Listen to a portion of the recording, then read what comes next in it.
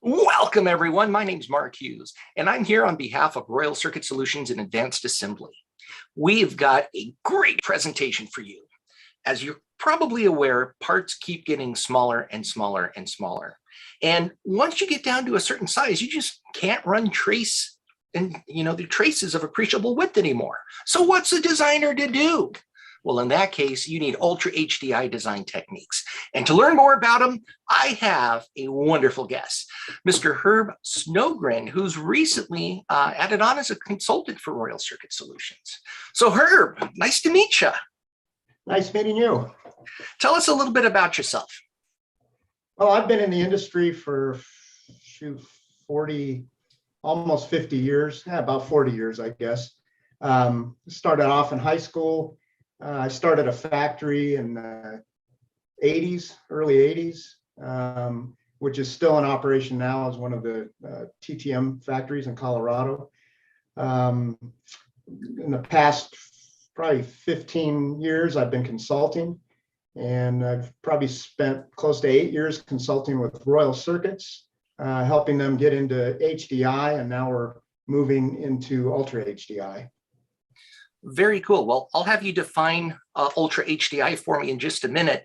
But for those of you who don't know, we've got two PCB factories in Southern California, one up in Hollister and another one down in Orange County near South Coast Plaza. Brand new five building facility? I forget. It's pretty big. And Herb is helping us install new equipment so we can take care of the Ultra HDI needs. With that, Herb, man, thank you for coming on today. Okay. Let's get going. All right. Let me start off with a definition of ultra high density PCBs. So these are printed circuit boards with line widths and spaces below 50 microns, which is 2 mils, Microvia diameters below 75 microns, and dielectric thicknesses below 50 microns. And these typically are manufactured with a semi additive process or a modified semi additive process, depending on the line width requirements. The modified semi additive process, which I'll define a little bit later, you can get down to about 20 micron line and space. And the semi additive process, you can use for lines and spaces below 20 microns. So Herb, just to put this in perspective, because I know I don't think in microns too well. You're talking about vias that are the diameter of a human hair. Exactly. That's crazy. Yep. Can I come see this stuff? Of course. It's hard to see with your naked eye, though. Yeah, but I can come tour the factory. Absolutely. Yeah. Oh, cool. All right. Sorry to interrupt. I was just excited. So I'm going to talk a little bit about how printed circuit boards now are, the line widths and spacings and the feature sizes are being miniaturized, and what that means, why it came about, and really some of the convergence that printed circuit boards are having with integrated circuits and IC substrate technologies, because they kind of led the way in these types of geometries. So I'm going to start off with kind of a little bit of a teaser just to graphically show what's going on at these fine levels. This is a typical HDI printed circuit board. This shows an overlay of all the circuits on there. So there may be 8 circuits overlaid on there. It's got 75 micron conductors, which is a 3 mil line in space. And this is, typical HDI circuit board that we've been building in the US for, the past 20 years or so.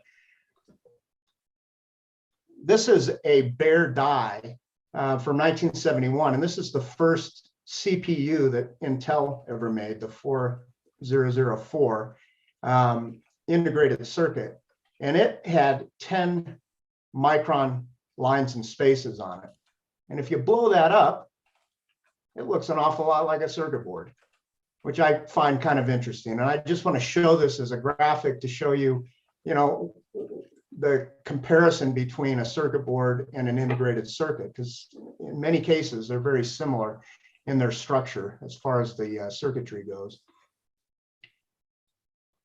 So in this slide, I'm going to show how the conductor widths have evolved on IC integrated circuits, on the IC packaging substrates, and on printed circuit boards.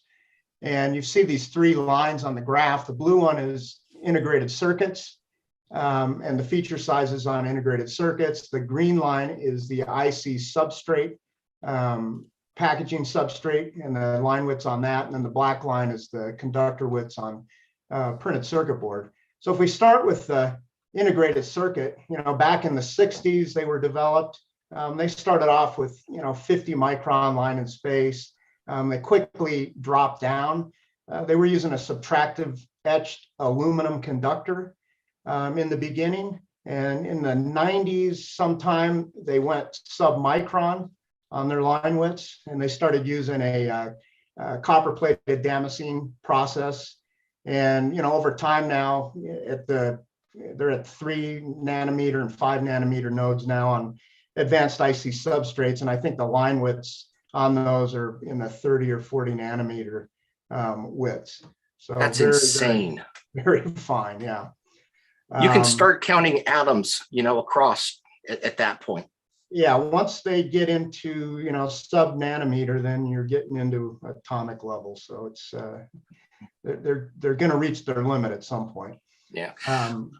So as ICs developed, they were packaged using lead frames, and so these were etched or stamped lead frames, and the bare die was wire bonded to that, and then the IOs came out to these pins that were either through hole mounted on the circuit board or surface mounted.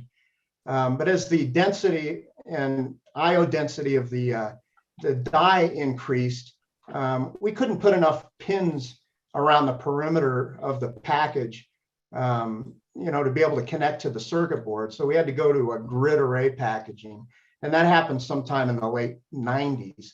And if you were building circuit boards in the late 90s, early 2000s, all of a sudden you saw these printed circuit boards with ball grid array patterns on them. And that BGA packaging spawned an industry building these IC substrates, which are like tiny little circuit boards that served as an interposer between the die and the circuit board. And, again, that happened in the late 90s. The line width and space on that packaging substrate started off around 50 microns, and they were using a subtractive etch process and microvias at the time. Then they went to the modified semi-additive process, and they were getting down to 20, 25 microns. And the advanced IC packaging today, which goes down to probably around 6 micron lines and spaces, uses a semi-additive process currently. So on printed circuit boards, we started off with a subtractive etch, and the first circuit boards back in the 50s were probably 50 mil, 30 mil lines and spaces. As the component density increased, we had to decrease the line widths, and so there was a continuous decrease in line widths. In the late 90s, when we introduced these BGA patterns, we had to use HDI technology on the printed circuit board. So that was using finer lines, microvias for routing. And, we kind of leveled off at a 3 mil line in space or a 75 micron line in space. So the industry as a whole for 10 or 15 years was kind of stuck at this 75 micron line width and space limit. But in the past 10 years or so, especially in consumer electronics coming out of Asia, line widths were dropping, below 75 microns. In Asia currently, on a lot of handheld products, there's products out there for cell phones and watches and in-ear devices that are using the mSAP process, the modified semi-additive process. And these circuit boards have 20, 25, 30 micron lines and spaces. In the future, go ahead. Oh, no, no, no. I was just going to say that is amazing. Yeah, it's pretty phenomenal at what's happened in the last 5 or 10 years in the circuit board industry, and again, mostly in Asia. In the future, semi additive process and maybe some sort of fully additive process will be a future enabler to get down below 20 micron lines and spaces on printed circuit boards. So that is the trend. It's going to get smaller and smaller and smaller. But what you can see in this graph is that printed circuit boards have entered into an area on feature sizes that, in the past has really been the domain of ICs and IC substrates. So, this has happened in the last 5 or 10 years. So fairly phenomenal and interesting things happening in the industry. Again, mostly in Asia at this point in time. Hey, Herb, one announcement and one question for you. Yeah. The first announcement is for users or participants watching this, please ask in the Q&A. If you ask in the chat, it scrolls and I'll lose your question. But if you ask in the Q&A, I can keep track of it. So as we go through and you have questions, if they're appropriate, I'll insert them then. If not, I'll hold them till the end. Now, my question for you, Herb, is, well, why is everything getting so small, man? Why are the IC manufacturers pushing to 5 and 3 nanometer nodes? Why do we need them that small? Well, the 3 and 5 nanometer nodes are on the IC, and that's just to stuff more transistors into an area on the chip, on the silicon. So, but again, they're getting to the limit on that. And so we're coming up with different packaging techniques with heterogeneous packaging, which I'll talk about a little later, which is going to drive, the line widths and spaces on printed circuit boards. So I will talk about some of that in future slides.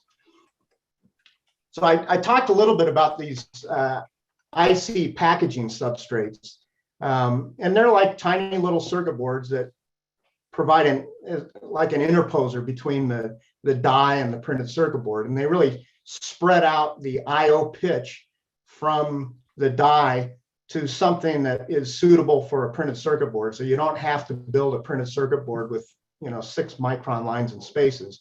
You can do it with 50 or more lines and spaces. So typically these are multi-layer organic substrates. They're using Microvia technology for interconnects, and their line width and spaces are between 6 and 25 microns. Although that, the roadmap on that is probably getting down towards 2 micron line and spaces in the future. Typically, they're using BT and Agimoto buildup film as dielectrics. So a little bit different than circuit boards. They're currently being manufactured either with the modified semi-additive process or with semi-additive processing using either electroless copper or vacuum deposition. So I show this just to show you, that industry has been around for quite a while, and they're kind of leading the way for printed circuit boards. So we're kind of following in their path. And that's why there's a new type of printed circuit board terminology out there that we call substrate-like PCBs or SLPs. And these are printed circuit boards that now are using features that were previously used on IC substrates. So they're, typically have lines and spaces below 30 microns, smaller via diameters, sub 75 microns, via diameters, and dielectric thicknesses that are below 50 microns. And, right now in Asia, these are being manufactured with the modified semi-additive process. So how did this all come about? Why did Ultra HDI PCBs become so commercialized? And we can really blame Apple for that. They wanted to pack more power into their device and keep it small. So they pushed their suppliers in Asia to start developing processes that would allow them to use finer pitched devices on their motherboards. And so, they went below 50 microns on the iPhone 6 and 7 using a subtractive process. And then when they got to iPhone 8 and beyond, then they started using the mSAP process on some of their routing layers to get down to 30 micron lines and spaces. And as a result of that, and just that capability in these HDI factories in Asia, other industries or other end use products were able to use that technology as well. So you've got, earbuds, that are using little circuit boards that have 25 and 30 micron lines and spaces. There's implantable medical devices. Your Apple Watch has got a 20 or 25 micron line and space printed circuit board in it. So there's a lot of consumer and medical electronics now that are using these ultra HDI PCBs. But Apple really kind of spawned that in the industry with the iPhone. Hey, Herb, we've got a question that may be relevant to the size question, or the size that you're talking about now. Hamid wants to know the difference between CSP and BGA, so chip size package and bulk array. So a chip scale package is typically they're going to do that with a wafer level packaging. And so the actual package size is the same size as the die. And so what they do is they, through wafer level packaging, they add dielectric layers and circuit layers onto the wafer. And then they terminate out to their bump or the ball, and then they cut that out of the wafer. And so it's the same size as the die, whereas using a organic substrate, the substrate is bigger than the die. And so it's a separate component. So the die is actually placed on the substrate, whereas with chip scale packaging, the circuitry or the fan out circuitry or fan in is built up on the die itself. I believe that's correct. It makes sense to me. Thanks, Herb. Okay. So, here's the drivers for Ultra HDI PCBs. It's, primarily product miniaturization. So you're putting, higher powered components on a smaller and smaller motherboard or platform. And you have to have finer lines to be able to do that. The components, particularly the BGA components, end up having higher IO densities. So the pitch goes down below 0.4 millimeters. And once you get below 0.4 millimeter pitch, you've got to get into these sub 50 micron lines and spaces to be able to route those out on the printed circuit board.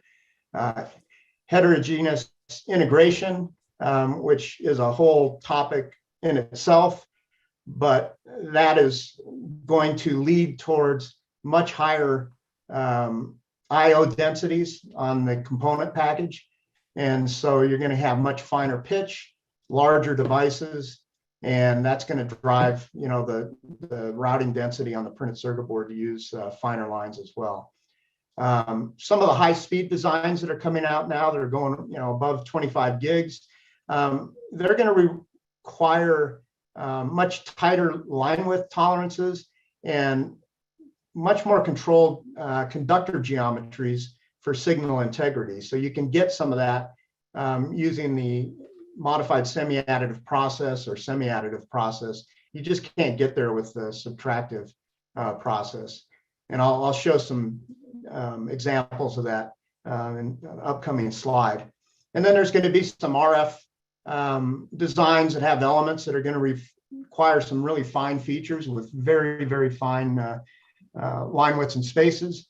And those are going to be below 50 microns as well. That actually answers it almost answers another question. So if you've got an engineer who needs this Ultra HDI and also wants to incorporate, say, a millimeter wave circulator or other millimeter wave structures, we can do that. Probably. I'm not an electrical engineer, so I probably can't answer those kind of questions. Okay. But well, Ben asked, my friend Ben Jordan. So Ben, I'm going to say yes. but it's probably the case, yes. I'm going to say yes, and then if we can't do it, you heard it from Herb first, and he's a dirty liar. All right, cool. So here's another benefit of using Ultra HDI layers in a design, and this came from a presentation that we had at APEX, corresponding to the one that I made, and this was from Meadville in Asia, who is an HDI manufacturer for Apple and others.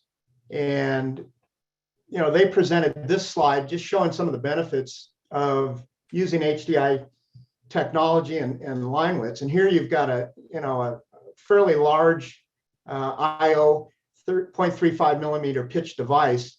And these are different ways you can route it out with different line widths. So, in option A, using a 40 micron line width and fairly large pads, you can only run one conductor between pads. If we can go down to a 35 micron line, we can run two conductors between pads, and we can reduce the layer count down from 18 to 14 to get that routed out. And then if we can go down to even a finer line width, down to a 0.3 or a 30 micron line width, we can route three conductors in that channel and go down to 10 layers. So you can reduce the layer count by 8 layers, which reduces the thickness of the board, reduces the number of lamination cycles by 4, the number of drill cycles, by 4 or 8. So the cost of the product would go down considerably just by reducing the layer count. So that's one big benefit of employing Ultra HDI layers for routing some of these BGA devices. How many lamination cycles can you do with this technology? Well, we're seeing a lot of stuff with 4 and 5 lamination cycles. So, 4 stack Microvias. It's fairly typical. Okay. And that answers Eric's question. So 4 and 5 layer or lamination cycles. When you make these layers, is this, I guess it's, and I apologize if this is a stupid question, I'm just not familiar with the technology, but are we doing cap or foil, sequential construction on these things? It'll be sequential. So it's a build-up process. And this next slide shows kind of how that circuit formation process works.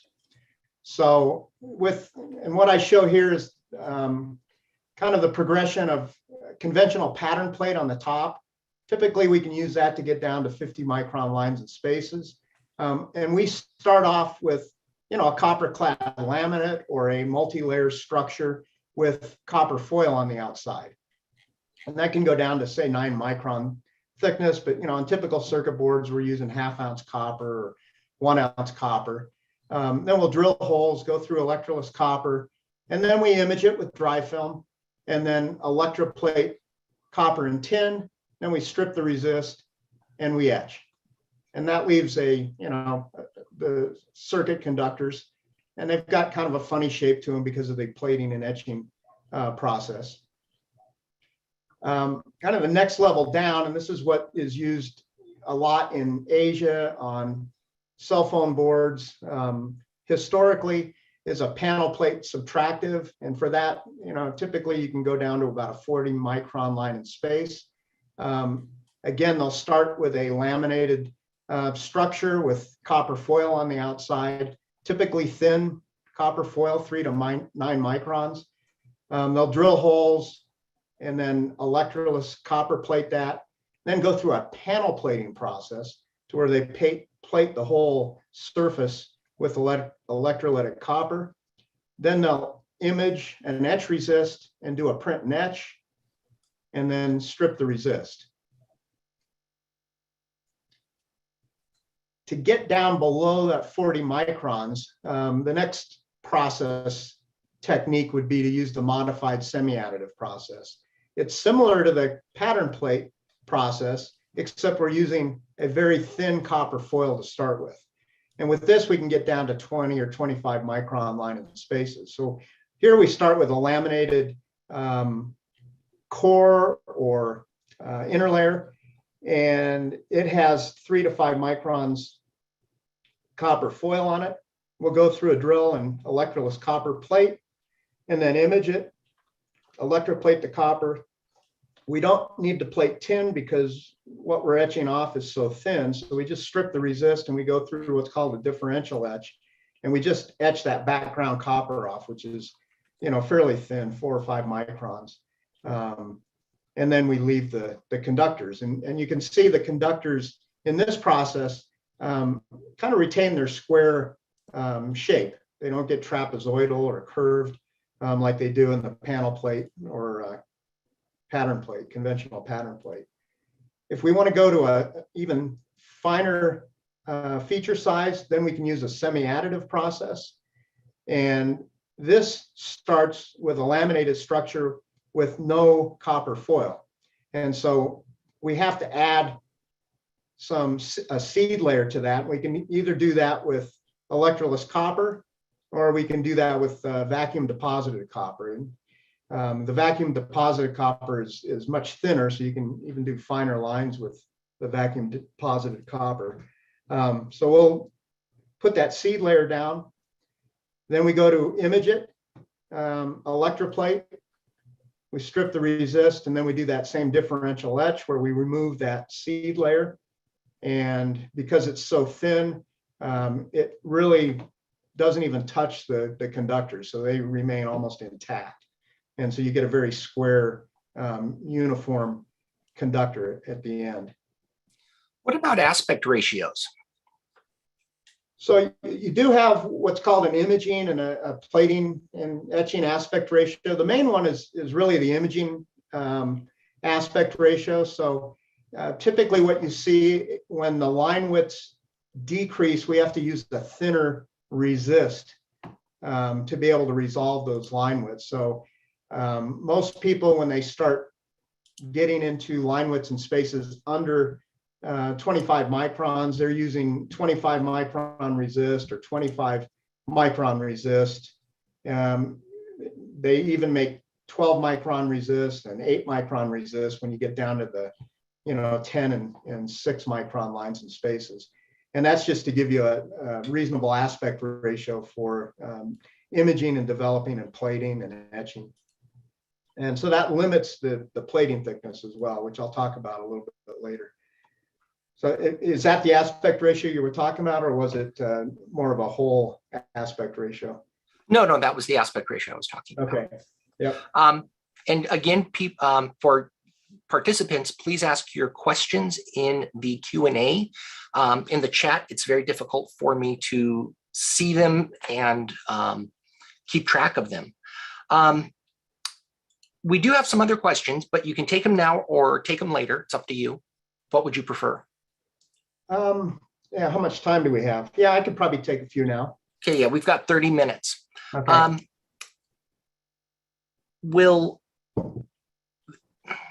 Okay, so let's do some low-hanging fruit.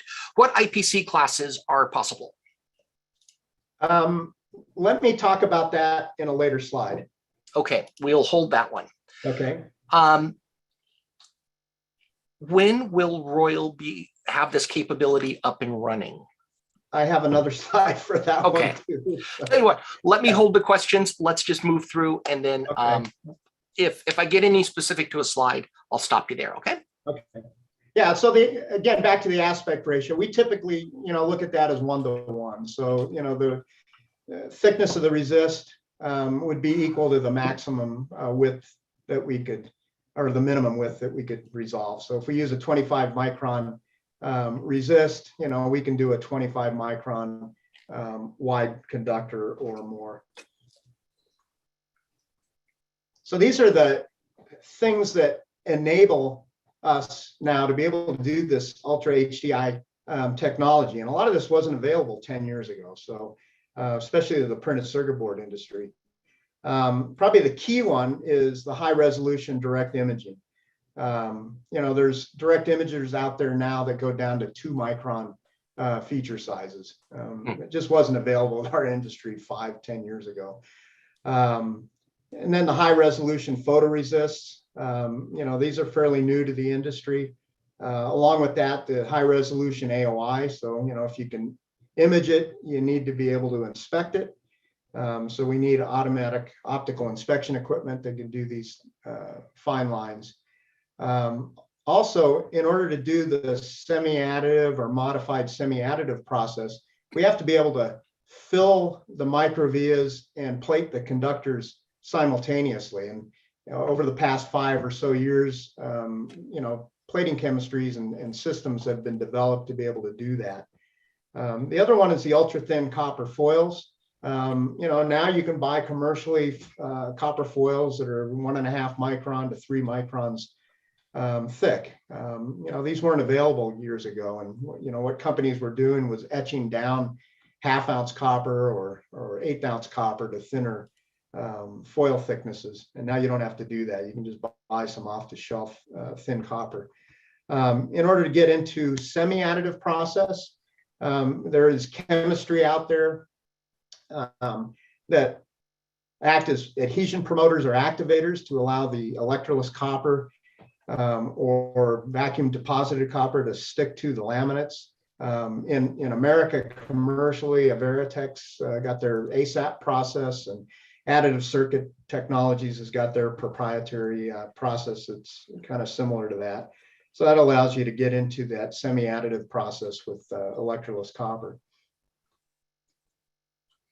So if you're a typical printed circuit board shop, some of the things that you would have to do to go from being able to do, conventional HDI to ultra HDI, you'd have to employ a, semi-additive processing, so be able to, deal with the thin copper foil, or you'd go to a semi-additive process using something like a Veritech or Advanced Circuit Technologies process.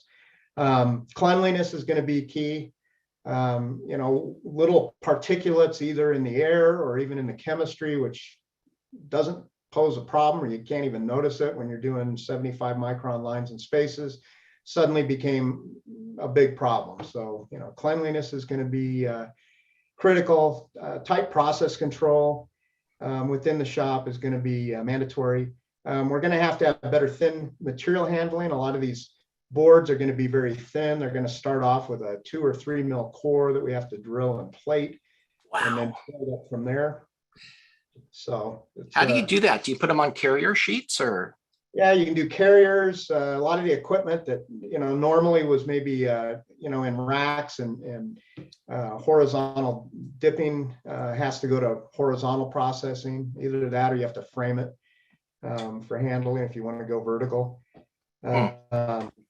So, and handling, just these features are so small that it's very easy to damage them. So the handling is really critical. Laser drilling with small diameter capabilities. Again, we talked a little bit about the resist. If you want to go under 25 micron line and spaces, you've got to use thinner resist to be able to resolve those. So the resists are going to be thinner. And then that high resolution direct imaging that we talked about. Then the specialized plating, being able to fill the microvias and plate the conductors simultaneously. Also something with very good plating distribution, because we are using thinner resists. We have to have very good distribution in plating, otherwise we're going to plate over the resist and have etching problems. And that gets a little bit into the design too. The designs have to be designed where they've got even distribution of copper across the board in the panel. We have to have a differential etching process. When we get into mSAP and SAP, we're etching, 1 micron to 4 microns of copper, as opposed to say, 30 microns or 20 microns. And so the conventional etchers that we're using, you can't run them fast enough to be able to etch that thin copper. So we have to get a different etcher in that etches a lot slower, and we can run it through at a reasonable speed to be able to etch that background copper off without an etch resist. Again, the AOI with fine resolution. Another thing that people don't think about, but controlled solder mask thickness is going to be critical too, especially if on some of these ultra HDI boards with fine pitch, the assembler is using a gel flux process rather than using paste. You don't want the solder mask so thick that it creates a standoff, and the bumps don't contact the pad on the printed circuit board. And then electrical test capabilities of probing down to these finer pitch features on the printed circuit boards. That's, just the amount of device setup and certification, required for all of those things. I can't even imagine those poor process engineers. Yeah, there's a lot of development and it's a lot of process control. In Asia, the companies that build these products, that's all they build. So, they don't build a wide range of printed circuit boards. They focus on just a specific type of HDI. If you go into a substrate manufacturer, they just make substrates. They don't make circuit boards. And so they really control their processes down to a T. So someone asked about the development at Royal. We're working on it now. We just started early this year. So we're in what I call the phase 1, and we want to be able to establish 40 to 50 micron line width and space capabilities for production. We've got some of the equipment to do that with the direct imaging and AOI equipment. We're just finishing up now the resist evaluation, which I did a couple of weeks ago. And I was surprised actually that we were able to resolve 1 mil line in space, so 25 micron line in space. And so here's some pictures here of the test pattern that we used. And then this is a cross section of the conductors that were plated. We didn't get to etch it because I haven't evaluated the foil yet. So we just imaged it and plated it. And so you can see that we got, on our first shot with this particular resist, we were able to resolve a 1 mil line in space. Wow. So our next step over the next couple of weeks is to laminate some structures with the 3 micron foil, plate, and then etch the same pattern. And so we should have that done in a couple of weeks. So, we're well on our way to, finishing up phase 1, probably by summer. I'm thinking we have a couple pieces of equipment on order. They're really going to be the pasting items to get the differential etcher and the via fill process in place. So one thing I will say, because that question was asked by Bill, we apparently had to no bid a design for him because we couldn't do it. One thing I will say, Bill, sorry about that. We're still waiting on equipment, but we still offer free engineering services. So if you have questions, come to us. Even if you can't be our customer right now, maybe you can next year. So we're happy to help. Send your questions. We'll try to get them directed to the right person. Whether that's Matt or Herb or John or Elijah or whoever the right person is, send us your questions. We'll try to help you out that way. Okay. It's no charge for that. So our phase 2 is to establish the 25 to 35 micron line in space capabilities. I think we're going to, based on the testing we had on the resist recently, which surprised me, I think we're going to be probably pretty far along with this towards the end of this year. Our direct imaging equipment can do it now. We can easily upgrade our AOI equipment in the plant without buying new equipment.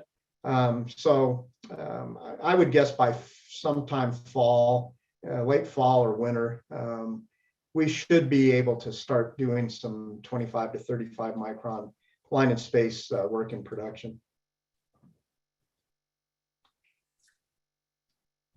So we're talking a little bit about, somebody asked about specs.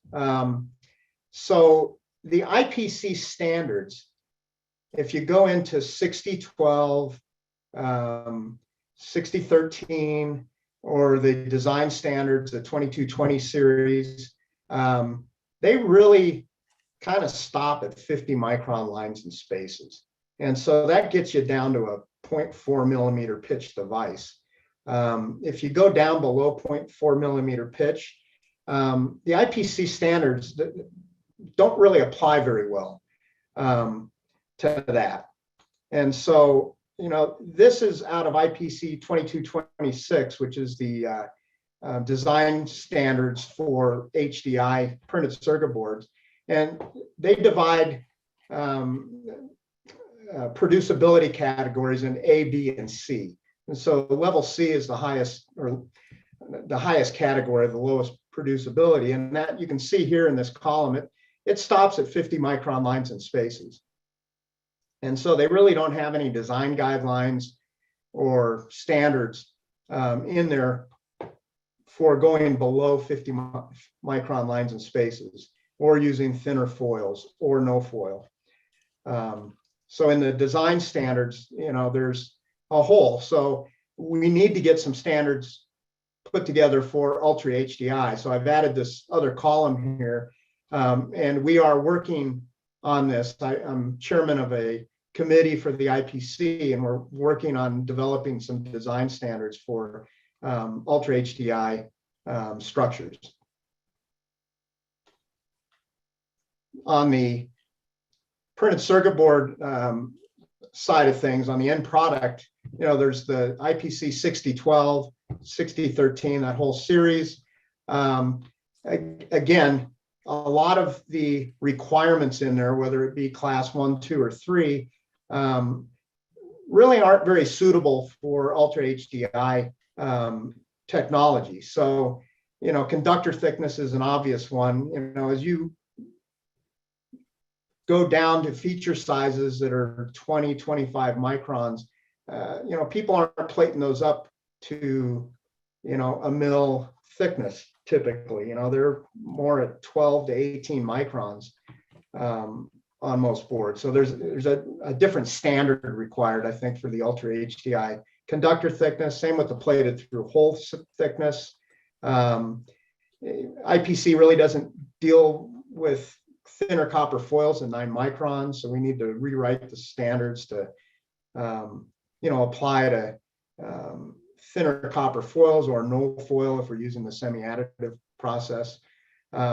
You know, the laminate defect allowances, a lot of those are just absolute numbers, and you know, they work fine when you got 3 mil lines and spaces. They don't work really well when the line widths and spaces are below 1 mil. Whoops.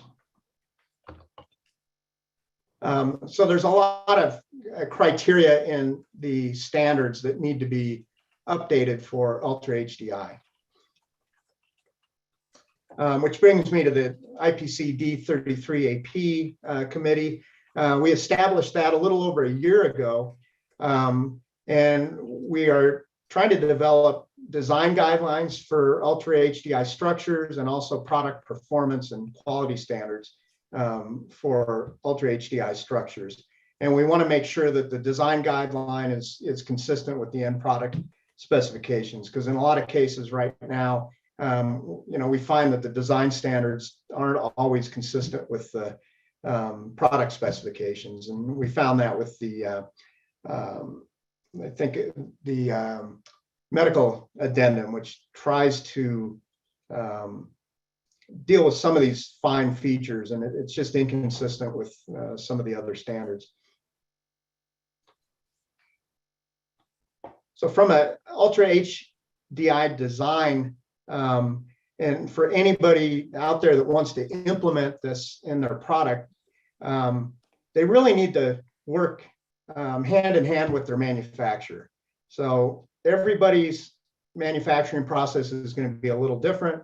They're going to have different capabilities. They're going to set their process up around some fairly strict standards on what they can do and what they can't do. And so you really need to work closely with your fabricator on designing around their process.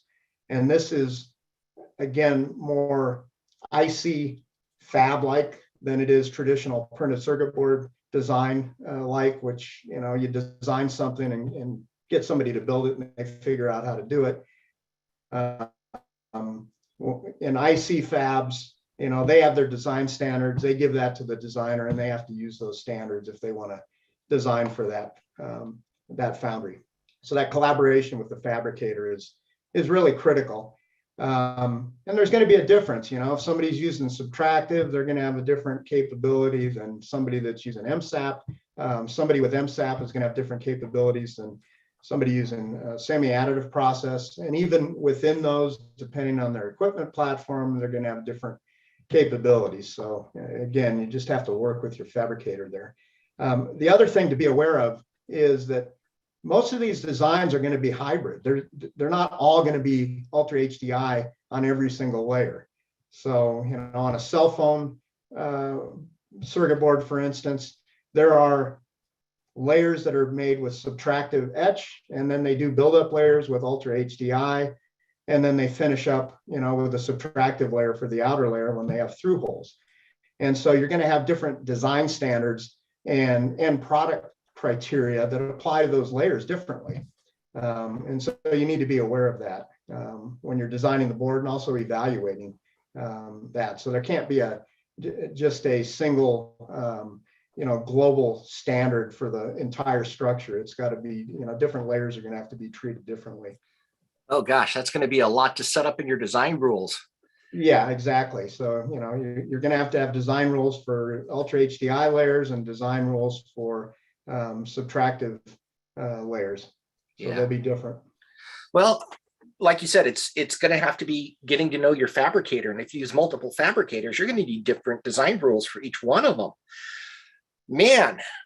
Yeah, that is possible. I mean, that's what happens at the IC foundry level. If anybody's listening out there and you want to start a website that does that, I would gladly pay you $5 to import design rules than make my own. Wow. There will probably be a lot of commonality, generally between different companies. So it probably won't be as, critical as it is with, doing substrates or even substrate or ICs themselves.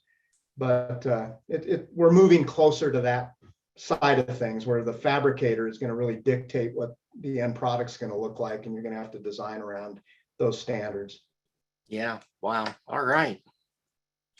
So that kind of brings me to the end. So I guess we can open it up to some questions. Well, we have some questions. Let me tell you, sir. All right. And fortunately, we have some industry experts in our audience that can help answer them. The first one is going to be for Mr. Chris Hunrath of Inselectro. Chris Hunrath has been a frequent guest of our, by the way, Chris has joined us in the Just So You Know, Herb. But Chris Hunrath has been a frequent contributor to these webinars. He's a font of information, a walking encyclopedia of material science knowledge. So for that, I want to give the question from Greg to you, Chris. What is the copper surface finish roughness of these processes? He's concerned about, high gigahertz, 25 gigahertz signals. Sure. Yeah. Could you hear me all right? Yeah, we can hear you just great, Chris. Great. Yeah. So, I mean, obviously that's been a hot topic in the last couple of years is the copper foil treatment roughness. Now the treatment there is there to enhance adhesion, which is very important. And as Herb mentioned, some of the electrolysis processes have been enhanced with special activation systems to get that adhesion. But on the thin foils that are typically bonded to a peelable carrier, the treatment on them is just above 1 micron. Now that might seem thick for 1.5 micron foil, but the treatment's added on top of the 1.5 micron foil thickness. So it's a post-process where the copper nodules are plated, and then there's some chemical treatments added on top of that. But it's about 1 to 1.25 micron for the 1.5. You might get as high as 1.5 microns on the 3 micron foil, but it's very smooth, compared to standard foil. Standard foils half ounce might have a six or even 7 micron treatment. VLP, is in the 4s, and then the HVLPs, and is around 2 to 3 microns. So it's very smooth by standard foil standards. Do we have any problems with spontaneous delamination because it's so smooth? That is a concern. It won't spontaneously delaminate, but certainly if you're bonding components to it, you have to be aware of the fact you're not going to have the same adhesion as you would with 6-micron foil. You just don't have the surface area to get that adhesion. That said, the chemical bonding treatments and some of the modern laminates stick pretty well to the foil. So from a thermal performance standpoint, that's a complex issue. Everything from the CTE of the resin system to how well it sticks to the foil. But certainly, if you're bonding components, larger components to it, that could be a concern. But honestly, I haven't seen a ton of issues with that. All right, and then I have another question that you might be able to answer from Greg. What types of flexible dielectrics are possible with this process? The flexible dielectrics. Well, really anything you can laminate the thin foil to. The flex materials are pretty much limited to 5-micron foils and thicker. There are some specialty flex materials that are sputtered and then plated. But if you have high temperature lamination capability, you could use what's known as the TPI layer to bond the ultra thin foils to, or you can use something like one of the new epoxy adhesives, and that stay flexible, and use that as an intermediate. That's a whole nother topic, and Herb, you might want to have a separate webinar on ultra thin dielectrics. Yeah. But there are new materials emerging all the time. So, if you would like to collaborate on that, I'd be happy to provide you with some of the information on some of the new products. If I could offer, gentlemen, PCB West, the submissions for abstracts closes tomorrow. That would be a great one. If you're interested, I can type it up for you and get it submitted. Does that sound like something you both would like to do together? Sure. Yeah, let's talk offline about that. But yeah, Okay. There are some new materials that have just come out that might have application for this. Okay, perfect. So Chris, thank you so much. I think we can let you go now, but please stay on if you have time, but if not, and you need to bounce, that's why I asked your questions first. All right, appreciate it. Sure. All right. Herb, you ready for the speed round? Sure. Okay. So one question is, any data about reflow reliability per IPC 2.6.27? I don't have any. I mean, there's a lot of data out there. There's a IPC committee that's studying Microvia reliability. So it's probably best to get data from them. And I know at APEX, they had several presentations. I personally don't have any, but there is a lot of data out there.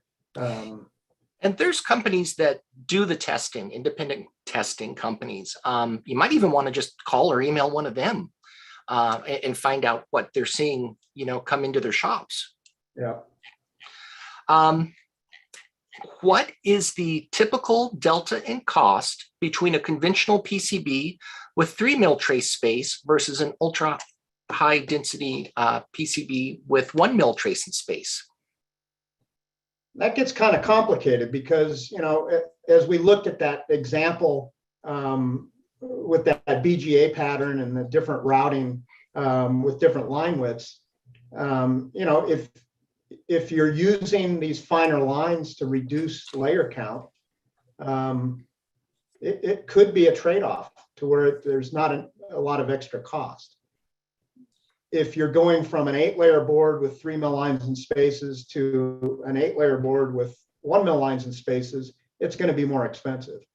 But if you're able to redesign an 8-layer board with 3 mil lines and spaces to a 4-layer board with 30 micron lines and spaces, and it's a smaller board, less layers, it may not be that much more expensive.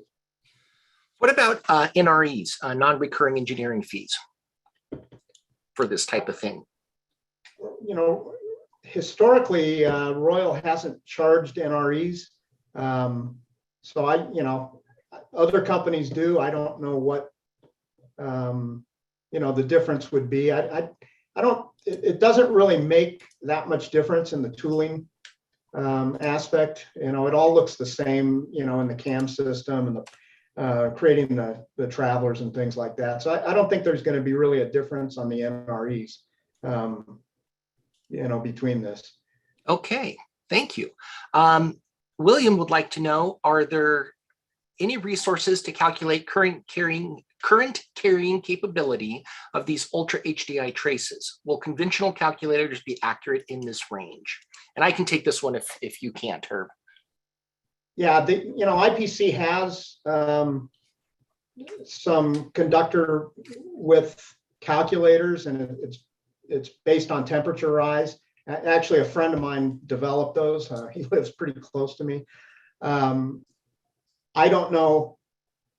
I talked to him a few months ago on their application to these fine lines, and I think they would work.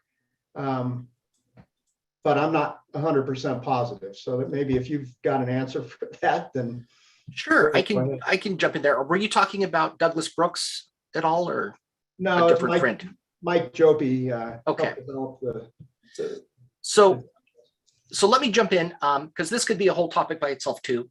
A lot of the online calculators, and fortunately they're changing now because I've been stomping my feet, are using an outdated IPC 2221 equations.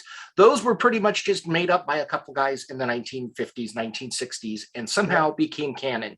They're complete BS. So IPC 221 is, as far as current carrying capabilities, has been supplanted by IPC 2152. And even then, if you look at the numbers there, all of the tests are for a single copper trace, in the absence of anything else, which means that they're going to be a little more conservative than you necessarily need if you've got, 2 mil dielectric and a copper plane underneath it. That's going to be what's carrying your heat away. So if you do use an online calculator, make sure that they've updated IPC 2221. Now, as far as other good resources, if you go to ultracad.com, Douglas Brooks and Johannes Adams have some articles there. Actually, Dr. Brooks just wrote a whole book on it that he released, 6 months ago, something like that. That'll walk you through a lot of the information that you need to know. They did modify the equations ever so slightly. And if you want to shoot me an email, I'd be happy to type all that up for you. And maybe give you a little more information, but I hope that answers it. I kind of feel like I talk too much, but I don't know. So, all right, we've got a few more, and please feel free to keep asking them. I don't know if I understand this one, but it says, is it possible to combine these ultra HDI processes with additional special materials such as RF ferrites? I don't know what an RF ferrite is, so does Chris Hunrath know if he's still on? He's muted. He might have wandered. Okay, so I know what RF ferrites are. I don't know what they are in context of this question. So a ferrite is basically you run a wire through a material with a high permeability, and you can capture RF noise and keep it from wandering out. Maybe they're talking about depositing that material on the board. I'm not sure. Mm-hmm. So, and that person wandered away because they have a dentist appointment, so I can't follow up. Okay. But Ben, you know how to contact me. In fact, we talk like 3 times a week. So ask me and help me understand the question, and I'll get an answer for you. Keith would like to know if there are any additional constraints on assembly tolerances, like pick and place, to utilize ultra HDI enabled package pitch that we're discussing here. Yeah, I think so. So, when you're starting to assemble BGA packages that are, below 0.3 millimeter pitch, you're starting to get into the IC packaging placement equipment. And so, it's similar types of placement accuracies that you're going to need there. So you may have to have equipment that, has a 30 micron or less placement accuracy for these real fine pitch components. But I think that's, you have to get down well below the 0.3 millimeter pitch devices to do that. But, as that pitch goes down, you're going to have much, more precise placement, component placement, and also more precise solder paste capabilities, etc. Yeah, and usually when you're down that small, you're going to have to put fiducials for these components.